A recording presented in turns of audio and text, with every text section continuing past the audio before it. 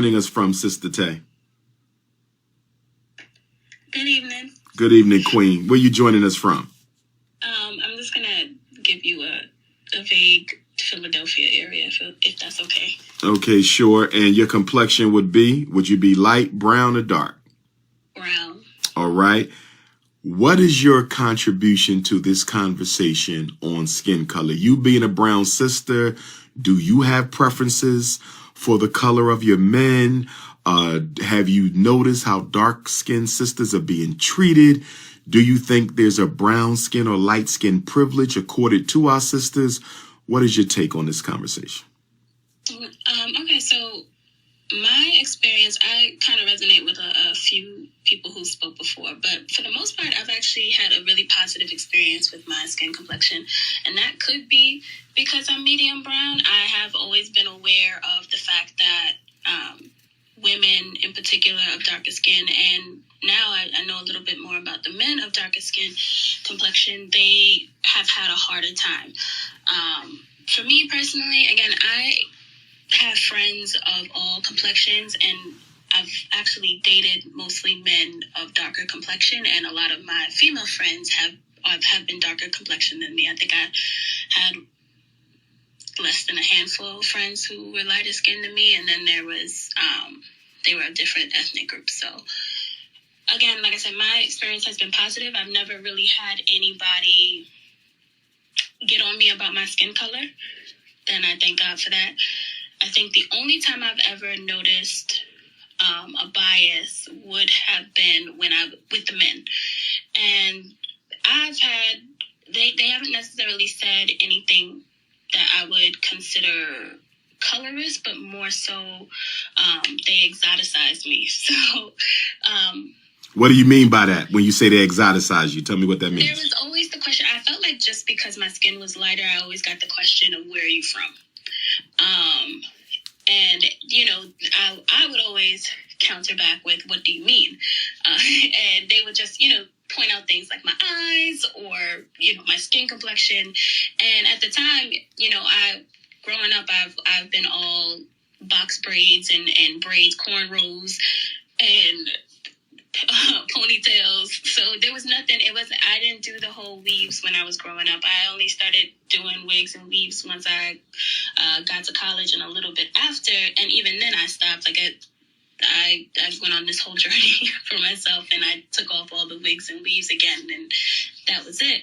But I felt like it was only because of my skin complexion that they would ask me, where am I from? And not just assume that I'm Black or Black American, because you can look at the rest of my family and you can look at my younger sister who's chocolate.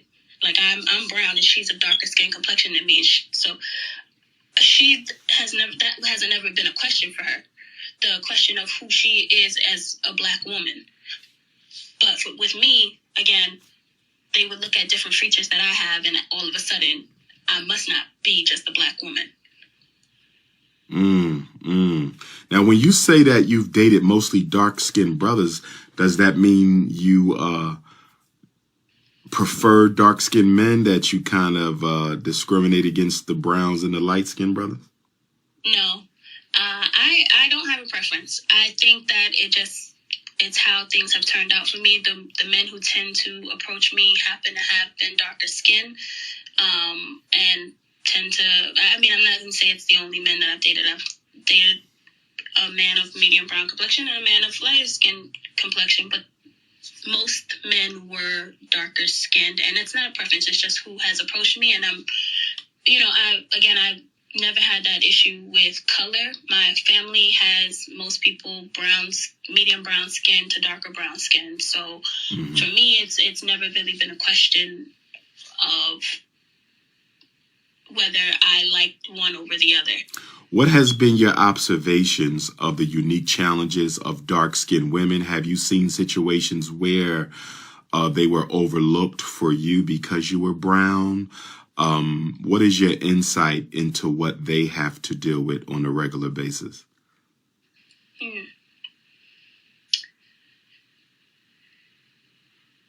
I think I would really like to speak to the the way in which beauty standards are portrayed for women in terms of what I see with darker skinned women. Okay. So, like I said, with me, my features, my lighter skin, my almond-shaped eyes, whatever it is that people see about me, when I used to wear wigs and weaves and, you know, I had my hair permed and everything, I had what people would call that light skin privilege, which is like, you know, closer to, and again, my experience resonates with someone who says I also get lighter in the wintertime. So, so again, fairer skin, I would look like something else other than a black woman. So I really never received the criticism of, oh, you know, you must hate yourself because you're wearing wigs and weaves and all of that. So whereas I look at darker skinned women who I feel have been, I wouldn't even say really pressured or forced, because it's harsh to say that, but really pushed to embrace their natural hair and not anything other than that. And again, as women, we love the makeup and the dress up. And I think even when women have embraced their natural hair, which I absolutely love, I've done the same thing, still push to put on makeup in order to still feel beautiful. Right? So now they've taken off the wigs and the weaves and they're still not feeling beautiful as themselves because, and now having to put on the makeup just to feel anything, or big hoops or something to draw the attention away from their darker skin and their afro hair. Whereas I feel like that's not the case for a lot of lighter skinned women. I feel like a lot of lighter skinned women can go natural and be completely natural. Like, I mean, face, no makeup, curly hair, and then still be deemed more beautiful in that way. That's what I Why do you say can, though? Why do you think can? Do you think that dark-skinned or brown-skinned women can't? What? Who says who can and who can't? What is that? It's not a... That's a good question. That's more of just like a word choice. It's not a can and a can't thing. It's, like I said, I feel like in terms of the way that it's perceived, what I've noticed, and maybe it's just me, but I've noticed that there is this... But real quick, is that a self-esteem thing? Because if a light-skinned woman is going out, I'm a light brown woman, I don't wear makeup. It doesn't even occur to me to enhance anything because I like my face. So is that an individual thing? Is that, it's a societal pressure for sure, but we have the option to reject or accept them, right?